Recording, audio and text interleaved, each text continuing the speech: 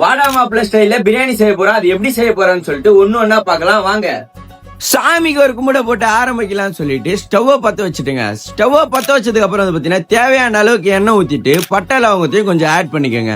அதுக்கப்புறம் வந்து பார்த்தீங்கன்னா ஆனியனும் பச்சை மிளகாவும் ஆட் பண்ணதுக்கப்புறம் வந்து பார்த்தீங்கன்னா பொன்னிறமாக வதங்குற அளவுக்கு வதக்கிடுங்க. நம்ம வதங்கினதுக்கு அப்புறம் பார்த்தீங்கன்னா இஞ்சி பூண்டு பேஸ்ட் போட்டு லைட்டாக சில்லி பவுடரும் போட்டுருங்க. சில்லி பவுடர் போட்டதுக்கப்புறம் வந்து பார்த்தீங்கன்னா தக்காளியும் போட்டுக்கோங்க.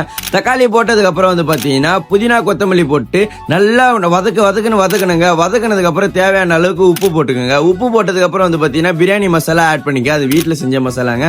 அதுக்கப்புறம் கேர்டும் கொஞ்சம் ஆட் பண்ணிட்டு அதுக்கப்புறம் தேவையான அளவுக்கு சிக்கன் உங்களுக்கு எடுத்து வச்சிருந்தா போட்டுக்கோங்க. அதுக்கப்புறம் லெமனும் போட்டதுக்கு அப்புறம் வந்து பாத்தீங்கன்னா வாட்டர் தேவையான அளவுக்கு நீங்க எவ்வளவு அரிசி போட்டிருந்தீங்க அந்த அளவுக்கு போட்டுங்க. அதுக்கப்புறம் கரம் மசாலா ஆட் பண்ணிட்டு பிரியாணி ரைஸ் ஆட் பண்ணிட்டீங்கன்னா எல்லாமே கம்ப்ளீட்டடா முடிஞ்சிச்சுங்க.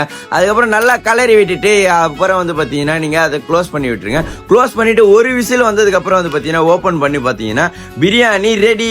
வேற லெவல்ல ஸ்மெல் இருந்துச்சுங்க.